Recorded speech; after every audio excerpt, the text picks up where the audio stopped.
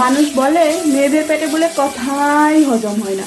কোনো মেয়েকে আপনি জিজ্ঞাসা করে দেখবেন তো, কিরে কোন ক্রিম লাগায় ফর্সা হচ্ছিস, বলে নাকি জীবনেও বলবে না। জানিস বাবা, হ্যাঁ, মাঝে মাঝে মনে হয় তোর বাবাকে ছেড়া বনবাস চলে যায়। তাহলে ফুলটা কোথায় চাইছি না? কি করছিস তুই?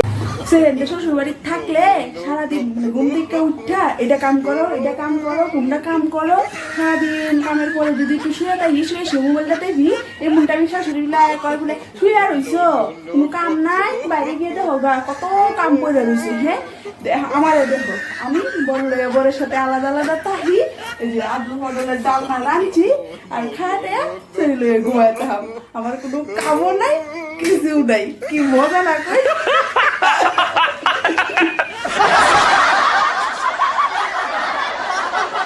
তোকে কেটে আমি কইছিলাম যে আমি অঙ্ক পারি না, আমি অঙ্কটা দেখলেই করে দিতাম পারি, যে অঙ্কটা আমার দ্বারাতে হইতো না, কিন্তু আমি বাংলাটাও পারি না। হ্যাঁ।